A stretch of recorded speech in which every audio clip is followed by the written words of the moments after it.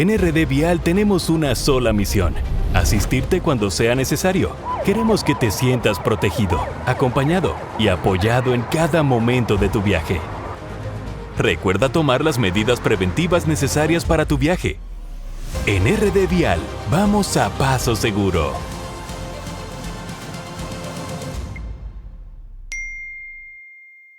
Mi primer pensamiento. La televisión cambió y nosotros fuimos los primeros en dar el paso. Nosotros tenemos la mayor reserva de oro de toda esta región. Yo creo que aquí hay que alertar a todos los sectores de la sociedad. El Nuevo Diario TV, primer canal totalmente digital de la República Dominicana. Pioneros en transmitir por redes sociales, con una programación diferente pensada para ti. Se ha hablado entre el gobierno dominicano y el gobierno argentino de la ley minera de República Dominicana. Un canal innovador, moderno y cercano para mantenerte informado de lo que ocurre en nuestro país y el mundo. El que lo tenga, que Dios se lo bendiga. El Nuevo Diario, 44 años transformando la comunicación.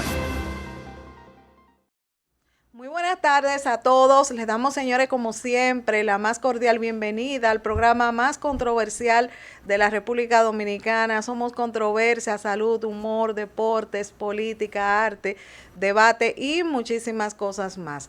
Bueno, mis amores, hoy es miércoles, ombliguito de la semana, 2 de julio del año 2025, y vamos a compartir con cada uno de ustedes la frase correspondiente al día de hoy. Pero tener vida y salud es un milagro único e irrepetible. Así mismo es. Bueno, mis amores, hoy vamos a hacer un recorrido por el mundo de la salud y tenemos un mix de temas muy interesantes. Son los siguientes: cáncer de próstata y lo relacionado a lo que es la urología a nivel general y salud urológica. Y también en la segunda parte del programa vamos a tratar un tema muy complejo relacionado a la diversidad sexual. Iniciamos formalmente con el mundo de la urología, cáncer de próstata y más, con el invitado del día de hoy, nuestro querido doctor Iván Pérez Vargas, urólogo, con quien vamos a tratar este mix de temas tan interesantes relacionados al mundo de la salud. Buenas tardes, doctor, ¿cómo está usted? Bien, muy bien, muchas gracias. Bienvenido a su casa. Gracias. Bueno, primeramente darle gracias a Dios que nos permite estar en este espacio, y en segundo lugar al Nuevo Diario y a usted en su persona, Crismeli Brito, por la invitación que nos hace. Siempre preocupado por tratar temas tan importantes como la salud y especialmente aquellos casos que afectan con bastante frecuencia a nuestra población. Queremos conocerle, doctor. Vamos a ver, ¿por qué usted se inclina a este mundo tan interesante de la salud? Bueno, estudiar medicina realmente yo diría que no fue que yo lo escogí, sino que la vida me escogió para que yo haga este trabajo. Precisamente porque no me decidí, sino que simplemente en los andares de la vida, mi enseñanza, en la familia, pues aprendí que la medicina era una carrera que no solamente ayudaba al otro, sino que nos ayuda a nosotros mismos a conocernos y a ser mejor personas cada día. Entonces, pues, gracias a Dios he tenido la oportunidad de ayudar a muchísimas personas a través de sus enseñanzas y de todo lo que he aprendido. Doctor Iván, ¿qué tipo de enfermedades o situaciones trata un urólogo? Bueno, la urología es una especialidad bastante amplia que abarca todo lo que es el sistema genitourinario en el hombre y el sistema urinario en la mujer. Muchas personas piensan que la urología solamente es una especialidad específicamente para hombres y no es así para nada. Toda mujer también tiene un sistema urinario, riñones, uréteres, vejiga. Y todas esas patologías que pueden afectar a estos órganos, pues entonces también nosotros somos encargados de tratar con ellas, especialmente en lo que es la parte quirúrgica. Sí. Así es.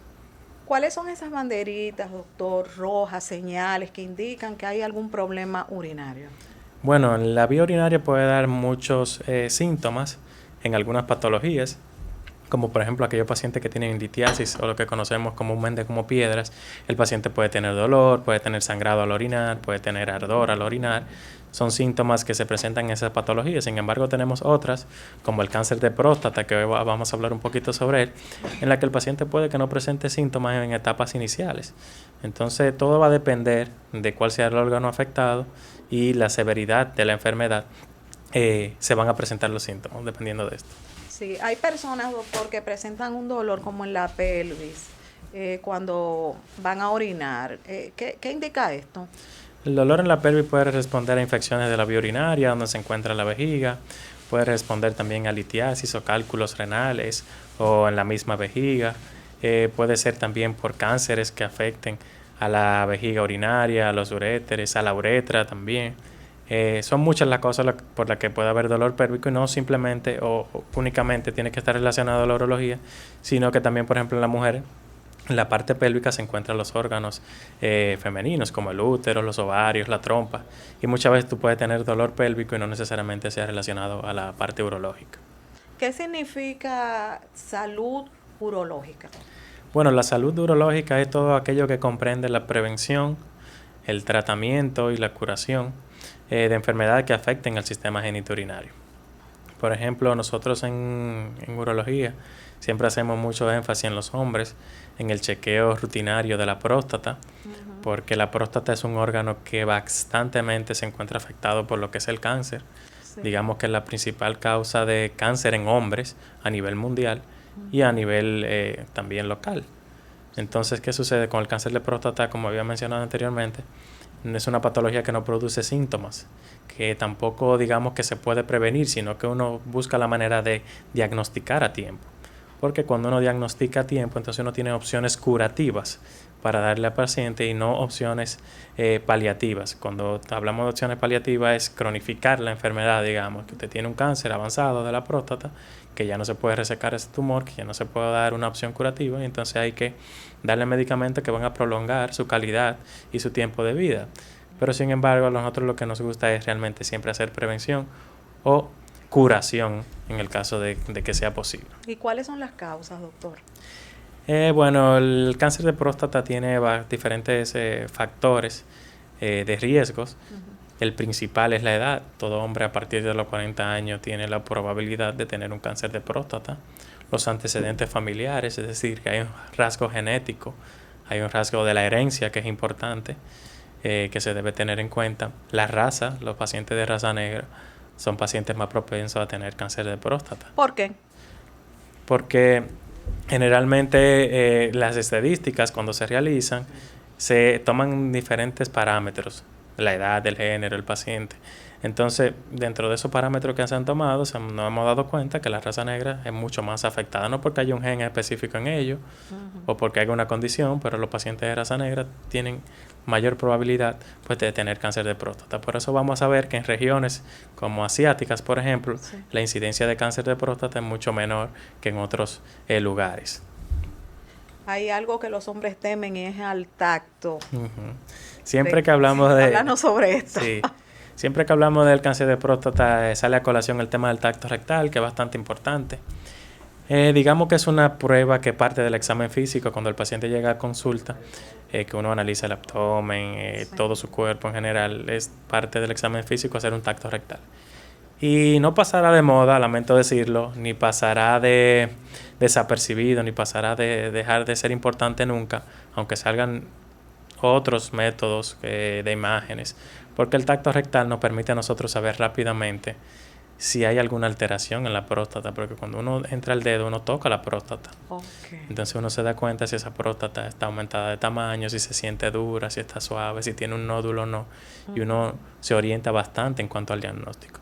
Que hay herramientas que pudieran quizás orientarnos o ayudarnos bastante, como la resonancia magnética, es cierto, pero no deja de ser importante el tacto rectal. Y no solo eso, cuando usted hace un tacto rectal, usted no solamente valora la próstata, usted valora el recto. Si el paciente tiene una masa en el recto, ya usted sabe, bueno, usted tiene que hacerse un estudio de imagen del recto, porque probablemente hay una masa ahí.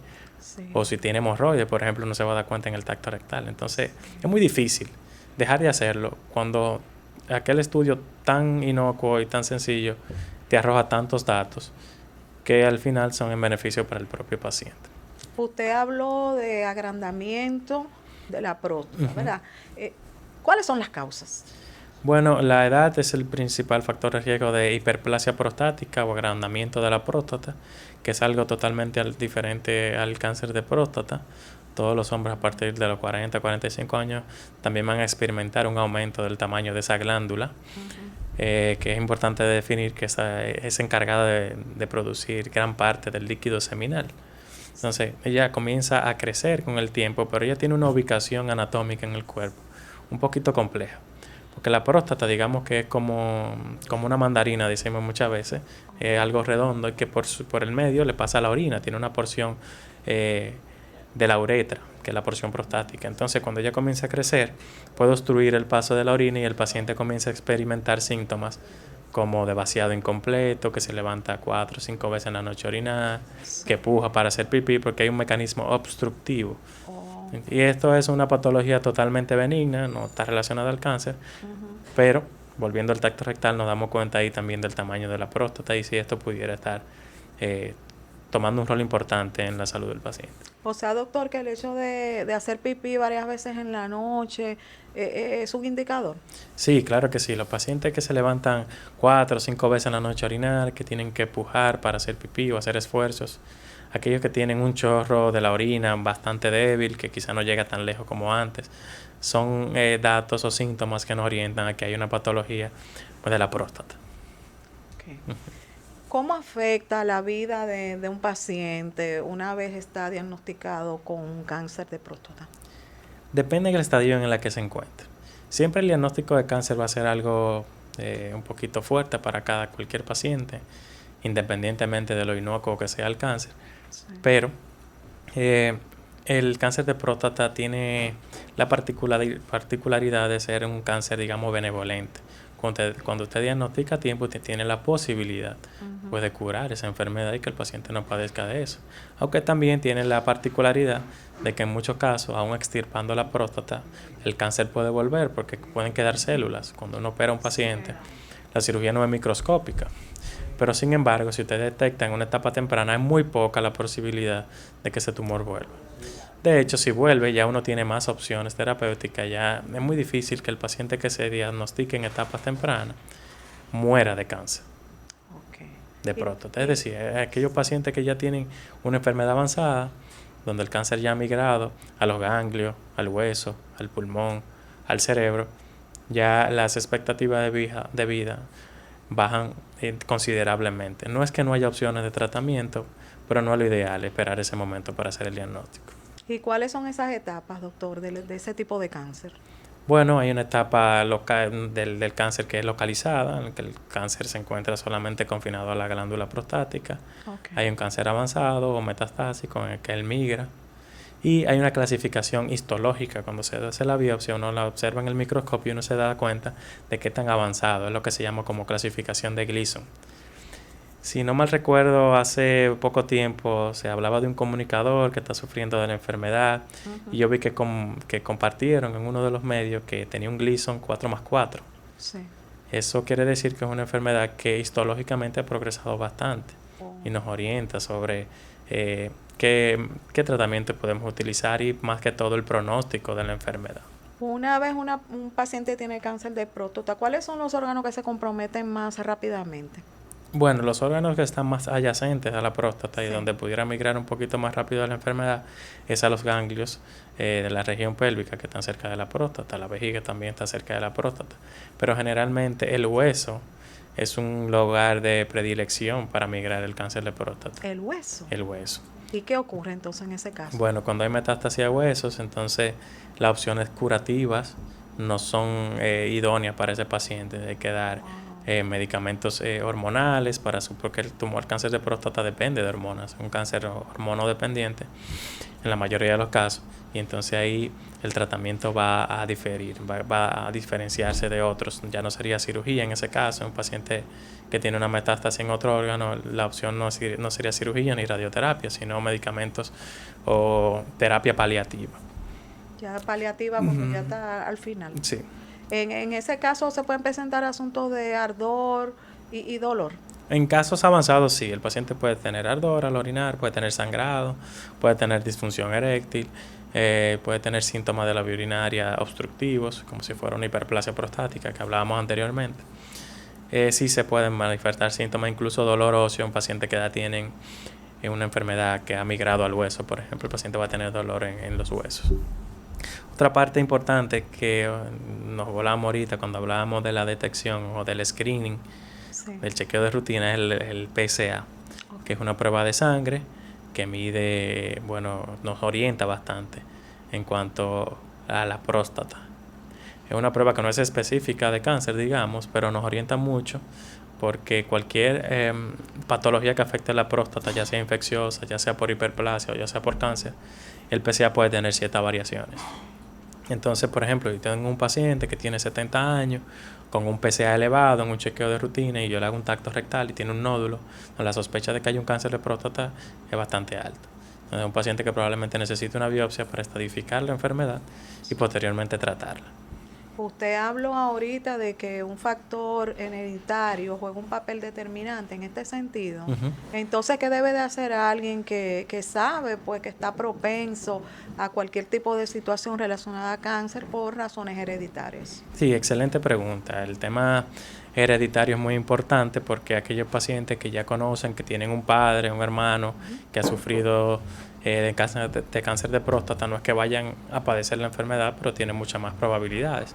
Entonces, en estos pacientes lo que nosotros buscamos es diagnosticar más temprano, empezar ese screening antes de los 40 o antes de los 45 años. De los 40 a 45 años debería iniciar el screening con el PSA y el tacto rectal para, si hay alguna anomalía, no detectarla a tiempo.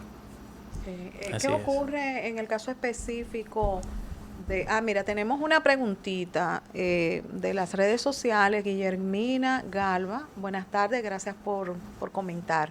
Mi padre tiene cáncer de próstata, ya con quimioterapia y tiene medicamentos y está estable. ¿Qué opina, doctor? Sí, es precisamente lo que estamos hablando. Ya está hablando de su padre. Probablemente está recibiendo bloqueo hormonal. La quimioterapia está reservada para pacientes que tienen tumores bastante avanzados. Hay inyecciones que se colocan cada mes o cada 3 meses y suprimen bastante el tema del cáncer de próstata. Y es lo que estamos hablando. El paciente que se diagnostica a tiempo pues tiene opciones terapéuticas bastante buenas y el paciente se puede mantener estable. Sí, en el caso específico ya del seguimiento, doctor, ¿cómo es este asunto?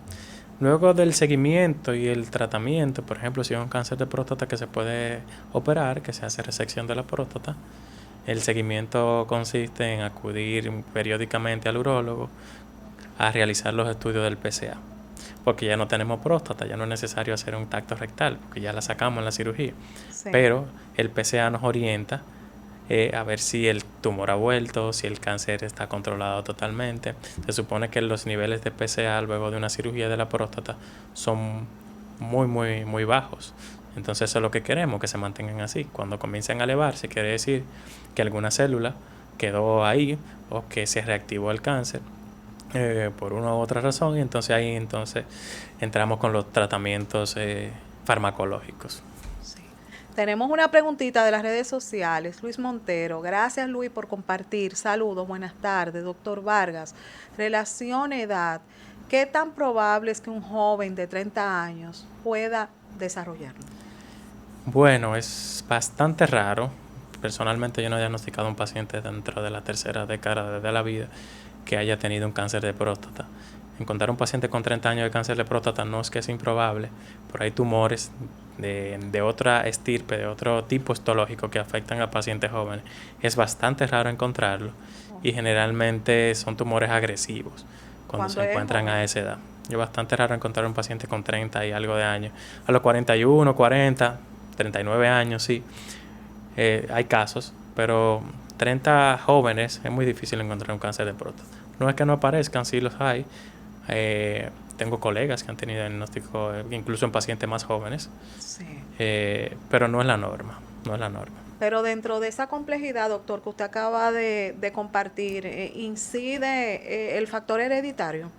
Sí, claro, el factor hereditario tiene un factor importante ahí. En esos 30 años, sí, ¿verdad? Claro. Sí, ¿cuáles son las consecuencias a nivel general del cáncer de próstata? Bueno, las consecuencias son pues dolor óseo en aquellos pacientes que tienen cáncer de próstata avanzado, síntomas generalizados, malestar general, náusea o vómito secundario a la quimioterapia o al tratamiento farmacológico, Vuelvo y digo, no es un tumor que produce bastantes síntomas, no es un tumor que tiende a maltratar así, digamos, al paciente de una manera que sea notable hasta que la enfermedad es muy avanzada. Sí. Tratamientos. El tratamiento de cirugía en los pacientes que son elegibles, y hay diferentes tipos de cirugía. Tenemos la cirugía abierta, que ya practicamos con poca frecuencia, porque la cirugía laparoscópica o mínimamente invasiva pues ha tomado un lugar importante porque tiene menos riesgo, menos complicaciones. En otro orden tenemos la cirugía robótica, que todavía es superior a la cirugía laparoscópica, o tiene resultados un poquito mejor en cuanto a lo que es las complicaciones, el sangrado es mínimo. También está la radioterapia, que es una opción curativa para los pacientes que tienen cáncer de próstata, es decir, en aquellos pacientes, por ejemplo, particularmente que tienen, yo prefiero particularmente a aquellos pacientes que tienen 80 años, que están un poquito deteriorados, 85 años, no hacer procedimientos invasivos, porque quizá agregamos más comorbilidad al paciente, entonces la radioterapia pudiera ayudarnos en esos casos, por ejemplo. También está lo que es la vigilancia activa, que es parte del tratamiento. La vigilancia activa es un paciente que usted lo diagnosticó bastante temprano, que probablemente usted pueda vigilarlo durante un tiempo indeterminado haciendo PSA y repetidas biopsias para darle ese tiempo prudente al paciente para luego operarlo.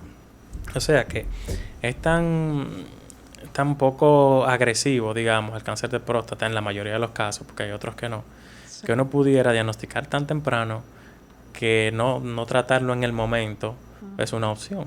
¿Me doy a entender? Es decir, un paciente que se diagnostica con un tumor de muy bajo grado, usted puede observarlo, repetir el PSA. Si el tumor se comporta de manera agresiva, pues entonces vamos a operar y vamos a curar. Pero si el paciente presenta un tumor que se va presentando o se va evolucionando de manera lenta, uno puede tener la opción de vigilarlo en el tiempo y operarlo, porque siempre la opción en esos pacientes va a ser operar al final. Pero si tiene 2 años, 1 año sin tener que someterlo a ese riesgo, pues entonces también es válido. Usted tocó ahorita un punto muy interesante, que es lo relacionado a lo paliativo. Hábleme sobre esto relacionado a un cáncer de próstata, ya como hablamos, en paliativo avanzado. Bueno, pacientes con cáncer de próstata avanzado, lo más importante es mantener un estado de salud general que esté a lo más adecuado posible, los niveles de sangre, que no haya lesión a huesos, evitar la progresión del tumor para evitar complicaciones. Eso es básicamente lo que buscamos en el cuidado paliativo, y mantener pues entonces los niveles del PSA estables con las medicaciones que recomendamos. Yo sé, doctor, que usted citó que hay factores determinantes, ¿verdad? Como es el factor hereditario, y habló también lo relacionado, doctor, a la edad. Pero juega también la alimentación, algunos tipos de alimentos, diríamos, un factor importante para que alguien pueda tener un cáncer de próstata. Sí, claro, y sonará como un cliché, pero hay factores que siempre van a ser una recomendación ante cualquier patología. La alimentación es uno de ellos, el ejercicio siempre va a ser una recomendación importante en estos pacientes, no solo porque mejoran el estado físico y la salud del paciente, sino porque cuando usted va a operar un paciente que tiene 60 años, pero un paciente que se ha alimentado bien, que tiene una buena condición física, la probabilidad de que haya una complicación son mucho menores. Un paciente que no es obeso, que va a una cirugía, tiene menos posibilidad de que haga una complicación. Un paciente que no es diabético, por ejemplo, un paciente que no fuma o uno que fuma. Entonces, todos los factores que son modificables por el ser humano, como el alcohol, el tabaco, la alimentación y el ejercicio, siempre van a favorecer a que las patologías sean menos, digamos, agresivas. ¿Juega el estrés, el estar todos los días, ya usted sabe, con miles de situaciones, un factor importante cuando hablamos de cáncer? Sí, ahí el estrés siempre va a ser un factor que es relacionado a los tumores en general. No le puedo decir que conozco algún estudio que esté relacionado al estrés y al cáncer de próstata. No lo hay, pero el estrés mentalmente influye bastante en cualquier patología. Un paciente estresado no es lo mismo, no va a recibir las situaciones igual que un paciente que tenga un poquito más de relajación, que tenga un estado mental mucho más saludable que otro. Bueno, yo quiero aprovechar que el doctor está aquí con nosotros para que comparta con nosotros este tema, los cálculos renales. Bueno, ese tema es bastante importante porque con mucha frecuencia vemos pacientes con cálculos renales. Los cálculos o piedras en los riñones son formaciones, bastante fuertes que se producen a nivel de la vía urinaria y que tienen la capacidad de obstruirla y que producen bastante dolor. Entonces hay muchos factores de riesgos. Dentro de ellos, aquellos pacientes que tienen una poca ingesta hídrica o poca ingesta de agua es uno de los factores más importantes para desarrollar piedras en la vía urinaria. Y hay diferentes tipos de tratamientos. Estos tratamientos van a variar dependiendo del tamaño de la piedra, de la ubicación y especialmente de los síntomas de los pacientes. ¿Es cierto que la persona que toma mucho refresco es propenso a tener piedra? Bueno, así yo diría que sí, porque no solamente por el hecho de tomar refresco, sino porque ingieren poco de agua. Entonces el paciente que ingiere mucho de otros líquidos es porque quizá no le gusta mucho el agua. Y entonces eso sí tiene un factor importante. Aunque decir que hay un elemento específico en el refresco que vaya a producir piedra es un poquito difícil. Pero sí está asociado a aquellos pacientes que tienen poca ingesta de agua. ¿Y la salsa de tomate, doctor? No he escuchado en cuanto a algún estudio que hable sobre que la salsa de tomate influye en la formación de piedras. Tenemos otra preguntita de Luis Montero. Una vez operado el cáncer, ¿el hombre puede perder su virilidad? No necesariamente. Hay algunos casos, es una posibilidad. Cuando se opera la próstata hay nervios que están muy cerca de ella, sí, y que muchas veces recuperarlos se hace un poco difícil durante el procedimiento quirúrgico, pero con las técnicas avanzadas que hay de cirugía es muy difícil el hecho de cuidar, de perder la virilidad, porque esta técnica avanzada nos permite mejor visión, menor sangrado, es mucho más fácil, menos invasión cuando usted tiene pinzas pequeñitas trabajando dentro de su cuerpo, como por ejemplo en la cirugía robótica. Es muy difícil que se lesionen los nervios, sin embargo es una posibilidad. Doctor, usted sabe que vivimos en República Dominicana, donde las personas muchas veces, no todos, porque no me gusta generalizar, se automedican y encontramos pues médicos sin título por todos los lados que te dicen tómate esto, tómate aquello, esto es bueno, esto sí, esto no. ¿Qué papel juega esa parte de usar remedios caseros en los casos específicos de cálculo renal? Bueno, la hidratación es sumamente importante para el tema de las piedras, especialmente cuando son de menor tamaño, porque esto va a favorecer a que ellas salgan solas por la vía urinaria. Entonces, unido a eso, vamos a encontrar pacientes que refieren, bueno, el agua de coco es bastante buena para la piedra. Y el paciente se toma 6 cocos al día, sí, pero lo que está todo hidratándose. Y yo creo que pasaría lo mismo si tomara agua. Sin embargo, también hay teoría de que el aceite verde, el limón pueden funcionar y no puedo negarla porque hay muchos pacientes que la usan y llevan su testimonio. Sí. Yo no estoy en contra de nada de esas cosas naturales. Sin embargo, hay piedras que tienen un tamaño bastante grande y que llevan un manejo quirúrgico. Lamentablemente hemos tenido pacientes que por esas creencias populares deciden, cuando tienen un criterio de cirugía, usar otras alternativas y no es lo correcto.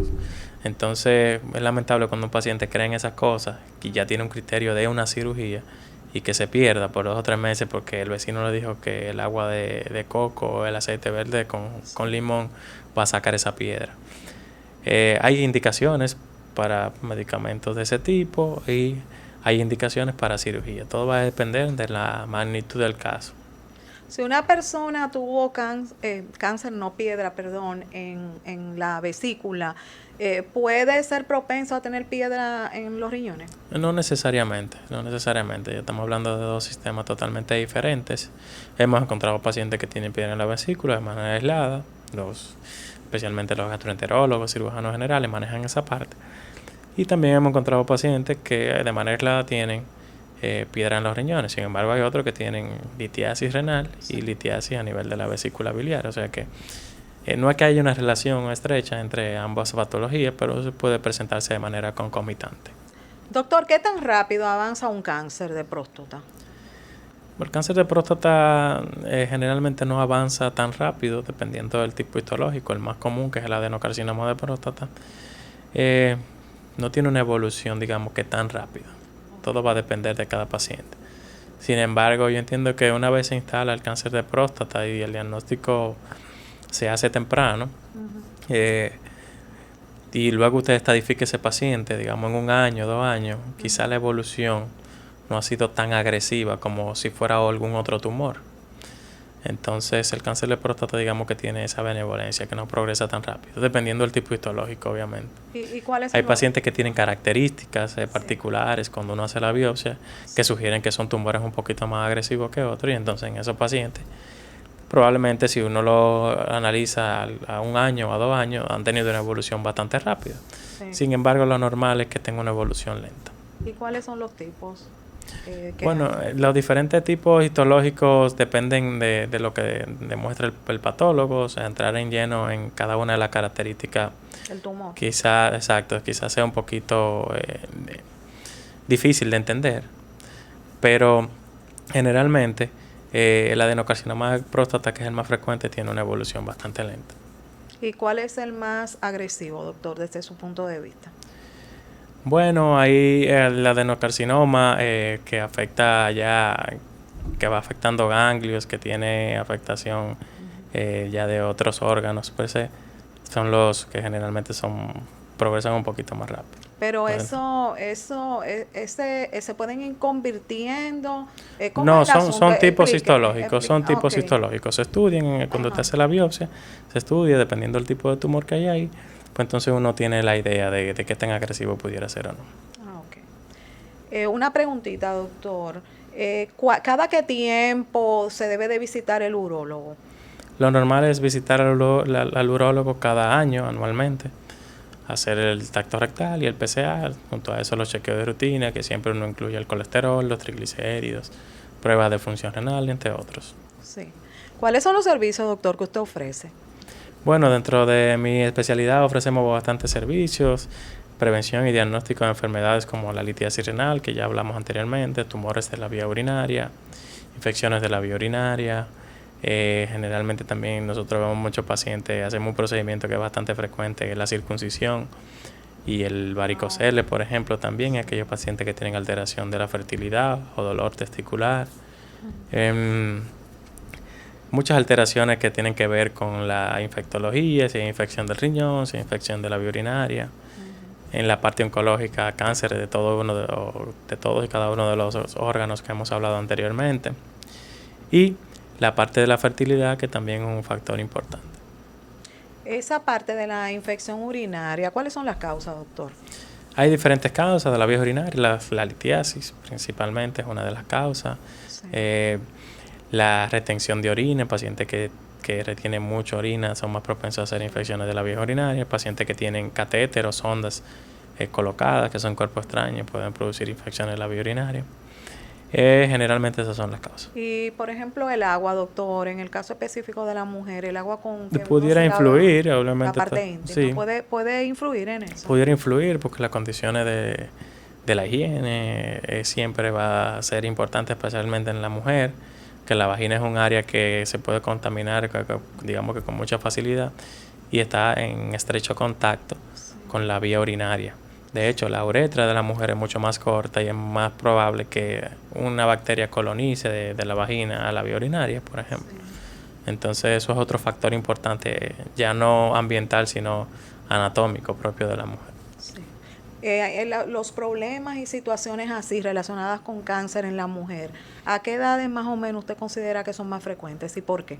Depende del tipo de tumor, porque, por ejemplo, en la urología vamos a encontrar cáncer de vejiga en la mujer, sí. Cáncer de riñón, especialmente en aquellos pacientes que son fumadores. El tabaco tiene una influencia bastante importante en el desarrollo del cáncer de vejiga. En los pacientes que tienen tumores renales, muchas veces se le conoce como incidentalomas, porque se diagnostican de manera incidental. Usted manda a hacer una sonografía de rutina y se encuentra con que hay una masa en el riñón. Entonces, dependiendo del tumor que sea, va a ser la edad en la que se presente, pero generalmente a partir de los 30, 40 años uno puede presentar cualquier tipo de alteración. Sin embargo, hay pacientes pediátricos que tienen alteraciones, que tienen tumores, y la urología también comprende la parte pediátrica. ¿Puede, doctor, un paciente joven de 40 a 45 años que ya haya superado una situación de cáncer de próstata, tener situaciones para embarazar a una mujer. ¿Qué opina? Bueno, un paciente que se ha hecho una cirugía radical de próstata, por ejemplo, Sí. a menos que haya habido una preservación del líquido seminal y el semen en los espermatozoides, es muy difícil lograr el embarazo porque cuando se saca la próstata, que es la que aporta gran cantidad de los nutrientes del semen, ya no va a estar presente en la eyaculación. O no va a haber esa eyaculación porque también se saca la vesícula seminal y los conductos deferentes. Entonces la eyaculación ahí tiene un factor importante. Si no hay eyaculación, no vamos a procrear. Tenemos una preguntita de las redes sociales. Adelante.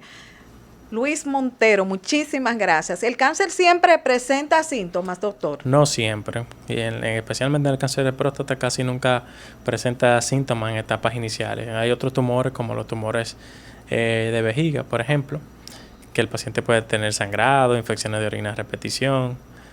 Ahí podemos ver esos síntomas, pero generalmente no presentan síntomas.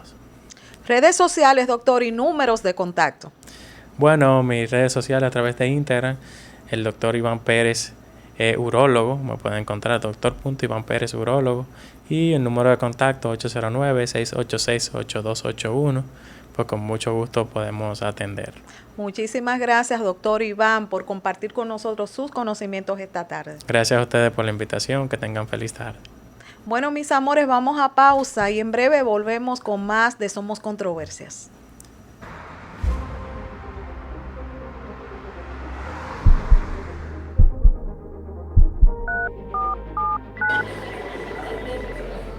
En RD Vial tenemos una sola misión: asistirte cuando sea necesario. Queremos que te sientas protegido, acompañado y apoyado en cada momento de tu viaje.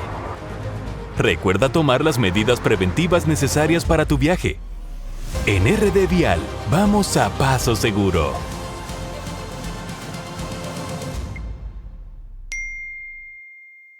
Mi primer pensamiento. La televisión cambió y nosotros fuimos los primeros en dar el paso. Nosotros tenemos la mayor reserva de oro de toda esta región. Yo creo que aquí hay que alertar a todos los sectores de la sociedad. El Nuevo Diario TV, primer canal totalmente digital de la República Dominicana. Pioneros en transmitir por redes sociales, con una programación diferente pensada para ti. Se ha hablado entre el gobierno dominicano y el gobierno argentino de la ley minera de República Dominicana. Un canal innovador, moderno y cercano para mantenerte informado de lo que ocurre en nuestro país y el mundo. El que lo tenga, que Dios se lo bendiga. El Nuevo Diario, 44 años transformando la comunicación.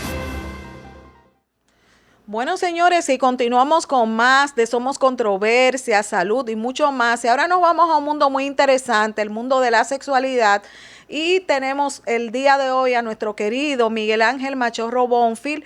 Él es psicólogo, sexólogo, suicidólogo, tanatólogo y más. Y con nuestro querido Miguel Ángel Machorro Bonfil desde México vamos a compartir este tema tan interesante en su primera parte, la diversidad sexual. Buenas tardes, Miguel Ángel, ¿cómo estás? Bienvenido a casa como siempre.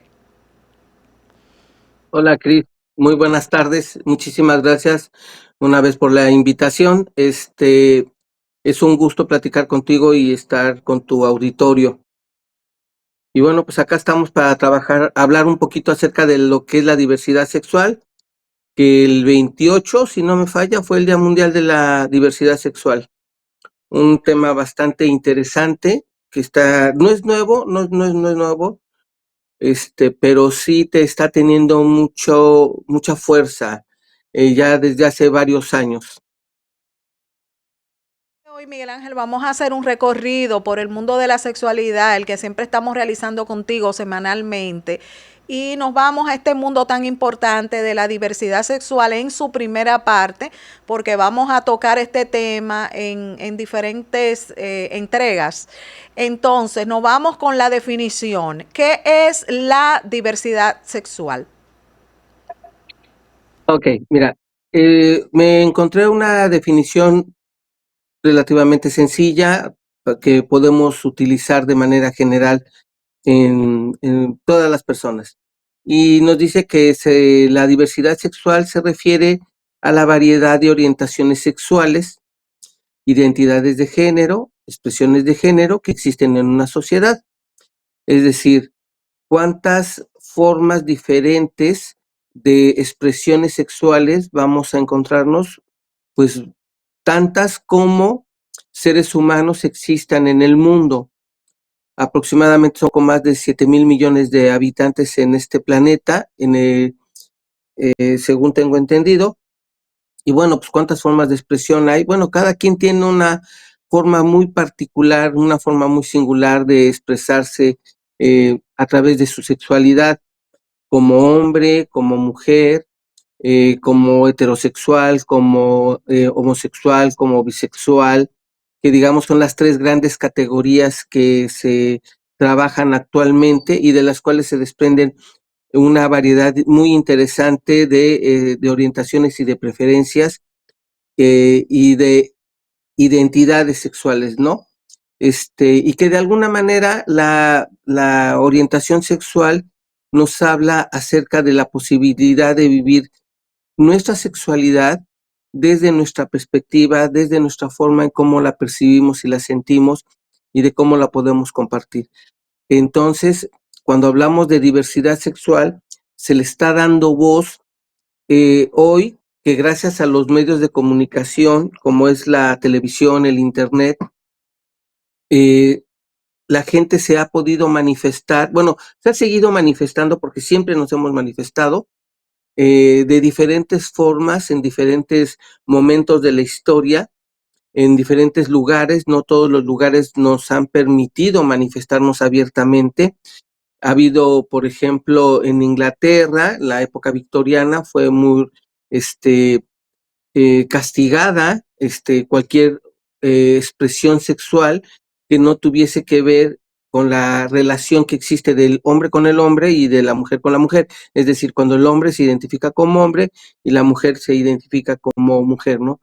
Todas aquellas variantes eran consideradas desviaciones sexuales, aberraciones sexuales, al grado que en algún momento en un manual de psiquiatría que se conoce como el DCM, la homosexualidad y todas estas variantes de la sexualidad eran consideradas como una patología. Hoy afortunadamente se ha podido identificar que no es una patología, no es una enfermedad, no es contagiosa y que de alguna manera solamente es una forma muy particular de expresar lo que somos, basándonos en el hecho de que, por ejemplo, a partir de la 5ª semana de gestación, nosotros ya podemos identificar si va a ser niño o niña. Obvio, el que podamos identificar que el producto va a ser niño o niña no quiere decir que podamos identificar cuál va a ser su identidad de género o su orientación sexual. Estamos hablando solamente de una condición biológica, que es el sexo de hombre o mujer. Entonces, yo creo que ahorita los medios de comunicación han permitido poder transmitir casi en tiempo real las diferentes manifestaciones que se presentan en muchos países del mundo y que de alguna manera hacen que no nos vayamos a sentir solos cuando nosotros queramos expresar nuestras formas de sexualidad. Y entonces nos damos cuenta de que no estamos solos, de que podemos trabajar mucho esto y que, bueno, lo podemos seguir haciendo, ¿no?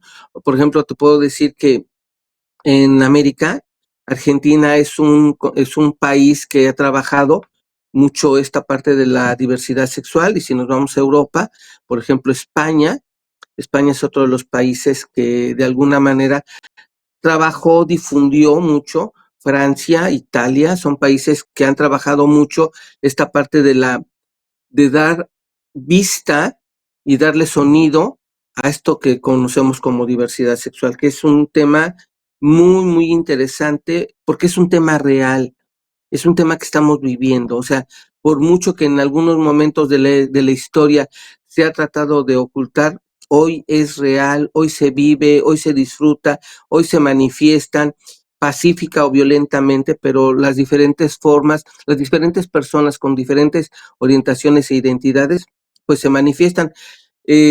Lo ideal sería que todos nos manifestáramos pacíficamente, ¿no? Pero es muy complicado poder controlar una muchedumbre es muy, muy, muy, muy complicado.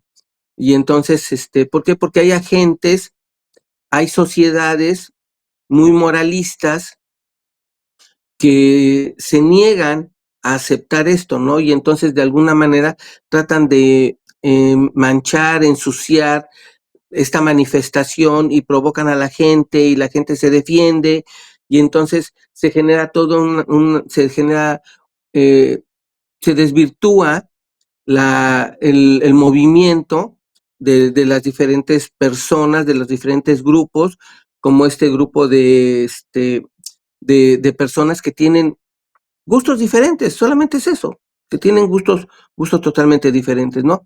Yo me acuerdo que hace años, aquí en México vivía un escritor, tengo entendido que ya murió, un escritor muy famoso, Carlos Fuentes, que escribió un libro que se llamaba Aura, una novela muy bonita, una novela muy corta, que tenía una particularidad, la forma como era narrada era en primera persona, y hablaba de la relación de una madre con su hija, y de algunos elementos más, pero era una novela sencilla, digestible, y lo que a mí me gustó mucho fue que era una novela hablada en primera persona. Generalmente las novelas se hablan en primera, segunda y hasta tercera persona. Bueno, me acuerdo que en algún momento el presidente de la Asociación de Padres de Familia de aquí de México vio que su hijo estaba leyendo esa novela porque en su escuela, en la preparatoria, se lo dejaron leer y entonces el papá le llamó la atención, lo empezó a ver y públicamente criticó el libro. Dijo que era un libro que no era para que los jóvenes lo leyeran, que debería de ser sancionado, que este libro debería de desaparecer. Y lo único que hizo este sujeto moralista, con una moral, pues yo me puedo atrever hasta decir una moral falsa, lo único que hizo es que a muchos nos diera curiosidad, por morbosidad, leer la novela. Bueno, todos los que de alguna manera tenemos el hábito de la lectura, sabemos quién es Carlos Fuentes o quién fue Carlos Fuentes, y sabemos que es un escritor muy importante, o fue un escritor muy importante en la historia de México contemporánea. Entonces nos dimos a la tarea de comprar el libro, de buscarlo, el libro se tuvo que reeditar y se vendió, y entonces, después de esto, muchos escritores decían que le iban a mandar sus libros a este señor, Abascal se apellida, para que los negara, los sancionara y los criticara, para que todos los mexicanos morbosamente fuéramos a leer el libro y tuviera muchas ventas y estos escritores pudieran ganar dinero.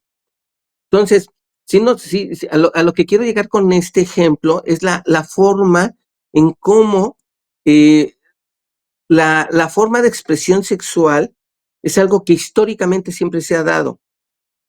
¿Sí me explico? Que de alguna manera se ha buscado reprimirla a través de diferentes mecanismos. Bueno, pues eso sí es cierto, ¿no? Y entonces, pues esto lo único que ha hecho es que le ha dado más fuerza a estos grupos para que puedan expresarse y lo hacen, y tanto es así que a nivel mundial, el día 28 de junio, si no me falla la memoria, es el Día Mundial de la Diversidad Sexual. Entonces, fíjate qué tan interesante es esto, que bueno, que ya está ahí un día mundial, ¿no? O sea, si hay un día mundial, es interesante. ¿Cómo la ves, Cris? Interesante todos esos puntos que acabas de compartir con nosotros. Miguel Ángel, una preguntita un poquito compleja es la siguiente. ¿Se nace o se hace una persona lesbiana o homosexual? ¿Qué opinas? Y si, por ejemplo, te voy a poner otra pregunta.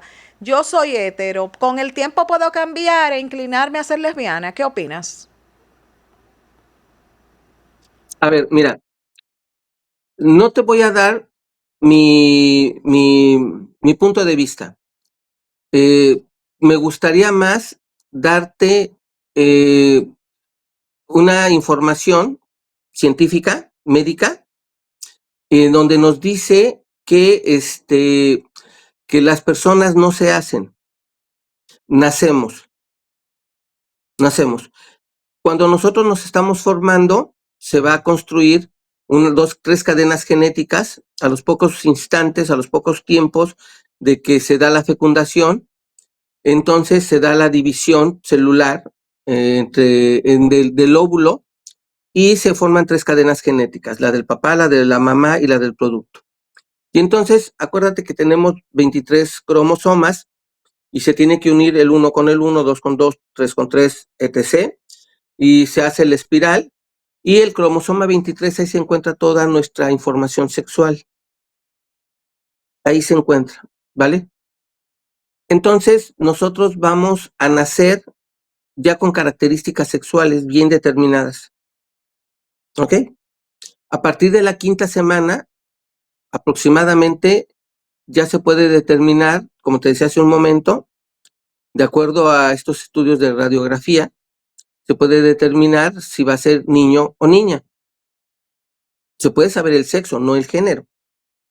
¿Ok? Y entonces, algo que también es bien interesante es que, por ejemplo, hasta la 5ª semana, todos los seres que nos estamos formando somos mujeres. O sea, el cuerpo se está formando para ser mujer.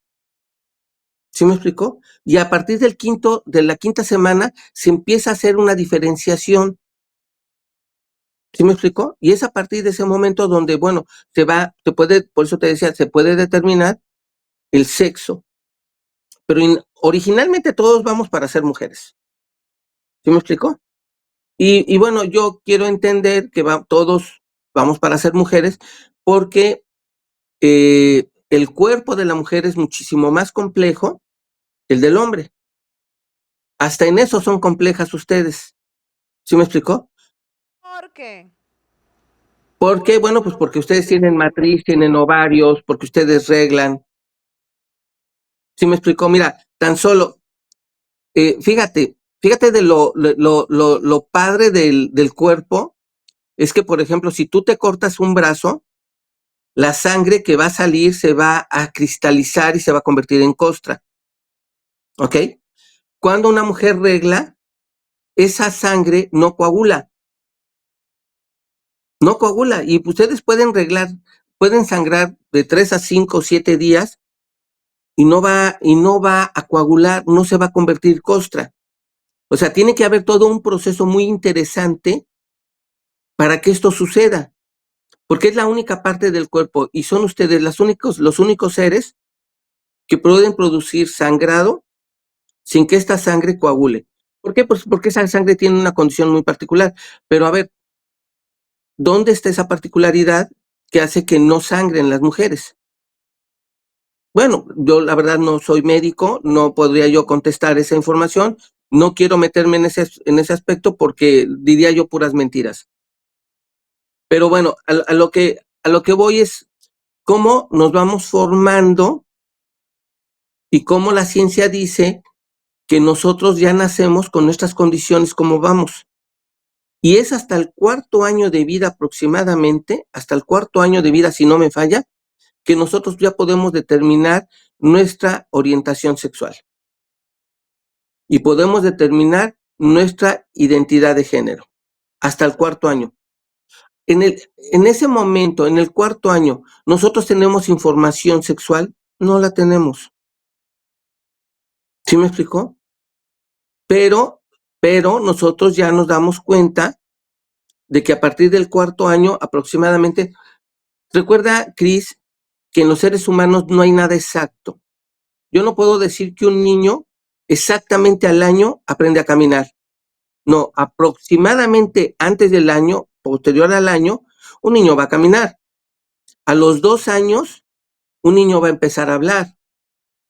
¿Sí me explicó? Por ejemplo, para que un niño pueda decir la palabra diente, ¿qué necesita tener? Dientes. Si tú dices la palabra diente, la punta de la lengua, ¿dónde se va a apoyar? En el diente.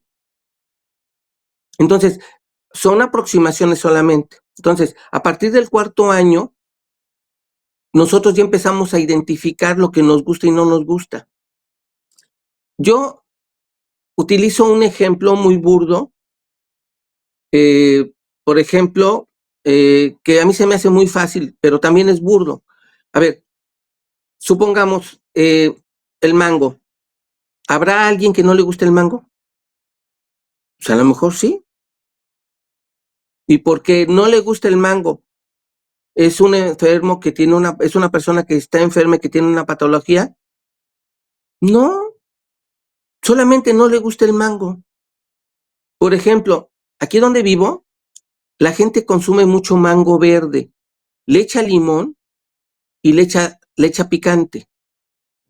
Consume, lo pone, lo combina con habanero. O sea, mira, te lo estoy diciendo y ya estoy salivando. Y si yo llego a probar un pedacito, voy a tener aproximadamente todo el día los dientes y las muelas destemplados. Me va a doler masticar. O sea, mi cuerpo no está hecho para eso.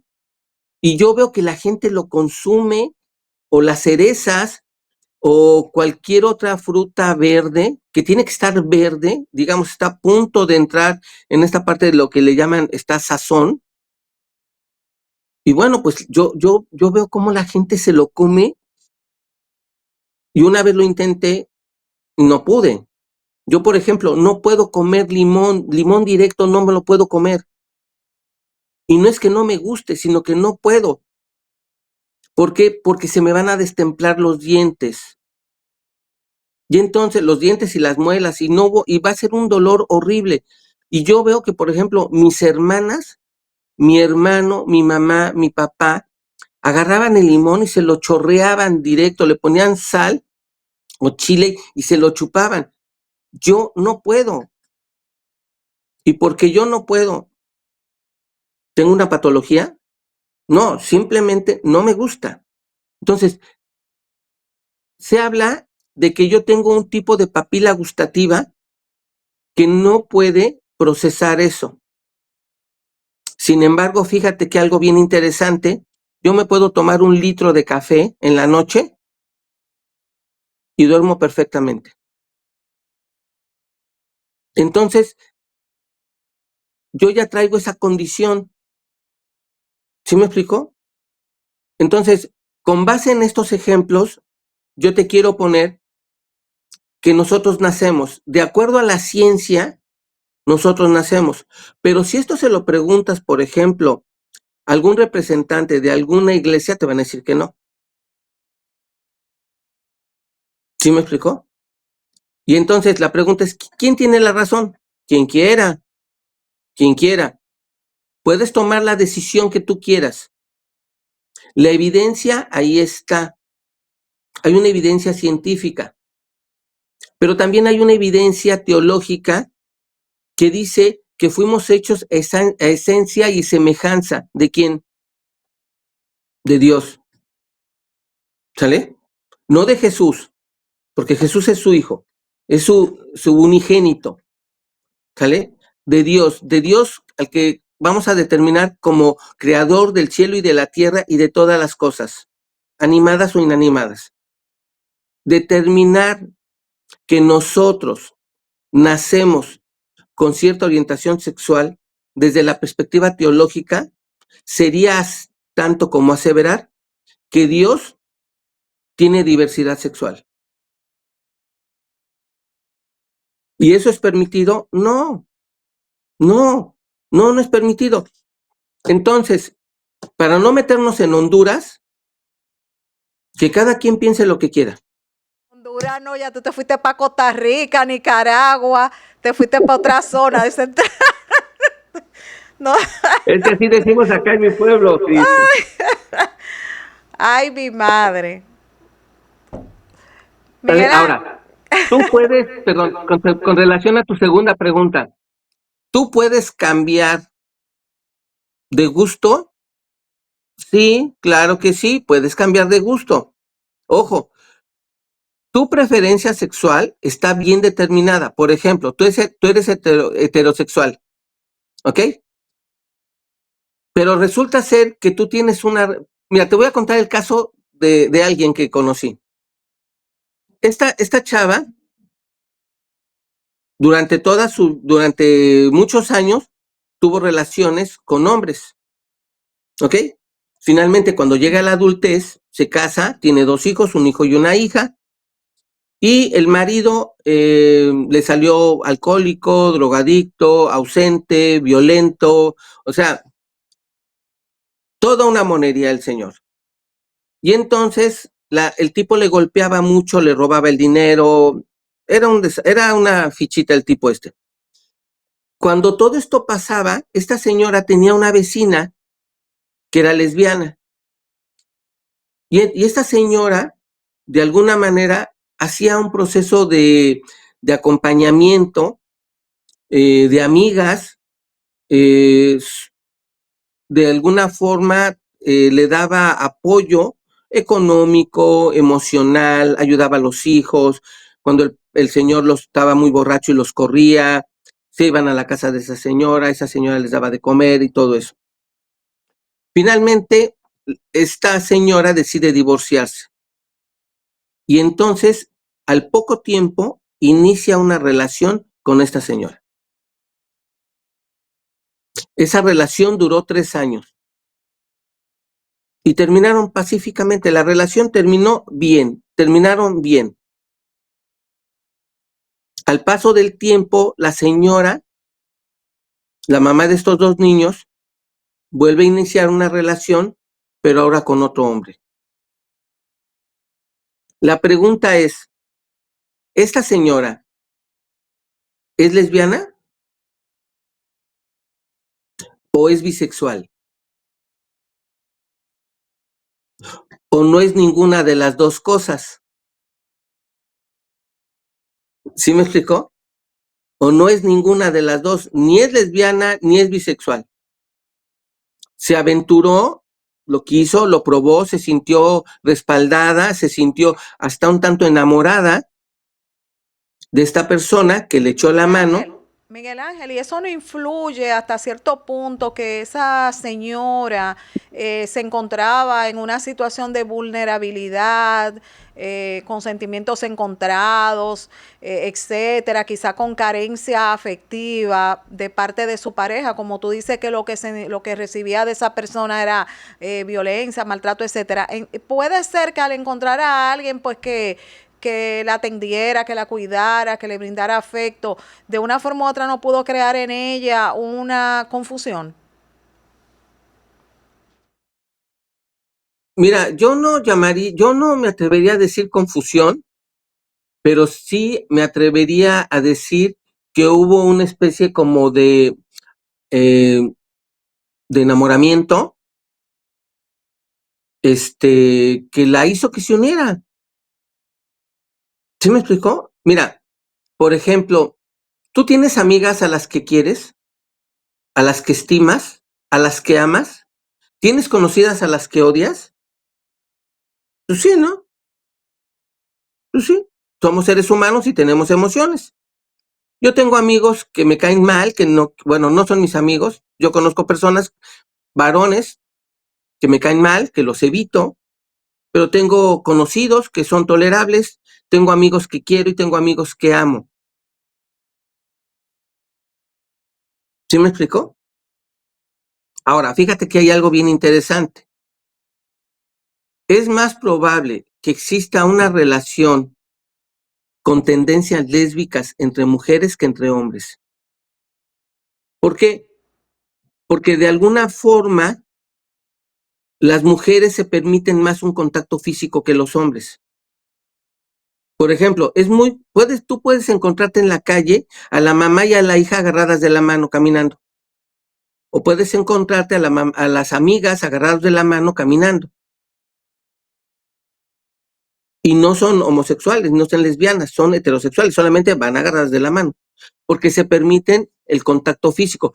Pero va a ser muy complicado que te encuentres a 2 hombres caminando abrazados, agarrados de la mano o agarrados de la mano. Por una cuestión cultural, de machismo y de lo que tú quieras. Y entonces es más factible que haya habido una correspondencia, que la señora a lo mejor se sintió muy protegida, muy agradecida y está un tanto enamorada. y quiso probar, se dio la oportunidad de probar, le gustó, pero finalmente con el tiempo tu identidad sexual, tu orientación sexual van a resaltar y van a decir, bueno, ¿sabes qué? Mira, pues todo esto está muy sabroso, pero pues a mí me gustan los hombres. Y lo lamento, te agradezco mucho todo, pero pues yo ya me voy. Y así fue, ¿no? Entonces, Miguel Ángel, porque tú pusiste el ejemplo, ¿qué era ella? ¿Era lesbiana, era hetero? ¿No era de ninguna de las era dos? hetero, Era era hetero. hetero. Ok. La señora era hetero. Era una persona, te digo, porque ni siquiera era bisexual, porque una vez que termina esta relación con esta chava, con su vecina, inicia otra relación con un tipo con el cual ya lleva como 7, 8 años, sin ningún problema.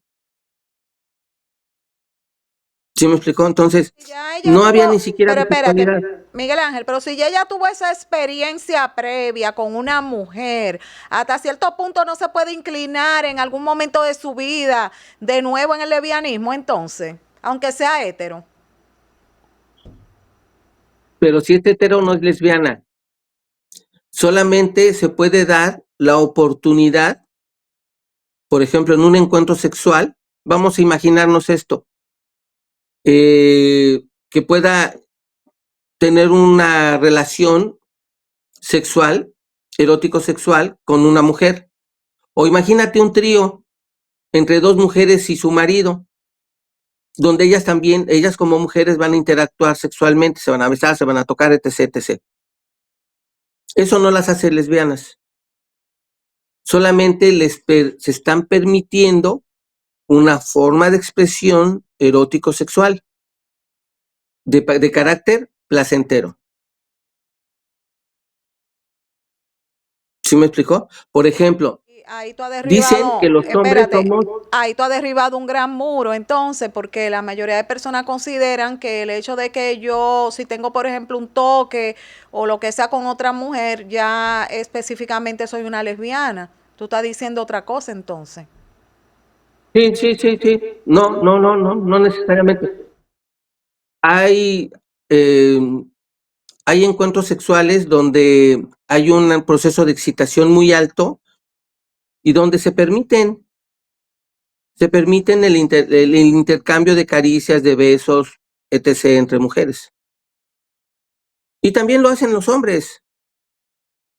También lo pueden hacer los hombres y no por eso los hace gays o las hace lesbianas. Simplemente se están abriendo a una forma diferente de percibir placer, de recibir y de dar placer.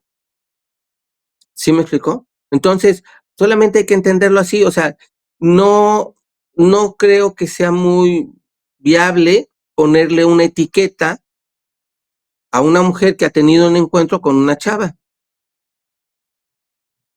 ¿Sí me explicó? Sin embargo, si le gustan los hombres y las mujeres por igual, bueno, entonces sí ya no es heterosexual. Sí ya estamos hablando de una bisexualidad, ¿no? ¿Sí me explicó? Hay personas que son sexualmente muy activas, frecuentemente muy activas, y llegan un momento en que se permiten buscar formas diferentes de placer. Placer consensuado con otras personas de su mismo sexo o de sexo diferente, utilizando muchas cosas en su aventura sexual. Y no por eso los tenemos que clasificar. Sí me explicó. Durante muchos años se les llamaba parafilias hasta que se determinó por un sexólogo mexicano, Álvarez Gallú. Este cuate le cambia de nombre y dice que no son parafilias, o sea, no son aberraciones sexuales, sino que son expresiones comportamentales sexuales. Eso es lo que él habla. Álvarez Gallú ya murió, no tiene muchos años que murió, sexólogo mexicano, y él decía, son expresiones comportamentales sexuales. ¿Por qué? Porque es la forma en cómo nos expresamos a través de nuestro comportamiento, específicamente en el ámbito sexual. ¿Ok? Y para que esto sea sano, tiene que ser consensuado, no tengo que dañar a nadie, tiene que ser placentero, no me tiene que dañar a mí ni a otra persona, tiene que ser placentero y tiene que ser consensuado, que son las 4 reglas en una interacción sexual. ¿Sí me explicó? Y entonces, si esto se da, ya no hay una patología. ¿Sí me explicó? Cuando sale la película de las 50 sombras de Grey, o no me acuerdo cuántas sombras eran, se destapa, entre comillas, una serie de comportamientos sexuales, digamos, que siempre han existido, solamente se visualizaron. Y entonces, por ejemplo, yo me acuerdo haber visto un meme que decía que a una mujer la puedes ahorcar, en el acto sexual la puedes ahorcar, la puedes cachetear, la puedes nalguear, pero en la vida cotidiana no le levantes la voz porque sí se ofende, o sea, se siente agredida. O sea, y si te das cuenta, todo obedece a un comportamiento, a una forma de expresión de comportamiento, pero específicamente en lo sexual. ¿Cómo la ves? Hemos llegado al final, lamentablemente. La semana que viene, el próximo jueves, continuamos con la segunda parte de este tema tan interesante relacionado al mundo de la diversidad sexual y unos puntos que vamos a tratar que sé que van a derribar muchos muros relacionados al mundo de la homosexualidad. Redes sociales y números de contacto, Miguel Ángel, rápidamente. Donde me pueden contactar es en la página de íntimamente.com. Ahí están todos los servicios que estamos otorgando, terapia individual, de pareja, familiar, por problemas emocionales, sexuales, y ahí están nuestros números telefónicos. Ojalá puedan visitar la página. Muchísimas gracias. Miguel Ángel, como siempre, por compartir con nosotros tus conocimientos. Bueno, mis amores, hemos llegado al final de esta entrega maravillosa correspondiente a este miércoles. Será hasta mañana, si papito Dios lo permite. Soy Crismelis Brito Padilla, su doctora Controversia. Nos vemos mañana, mis amores. Bye.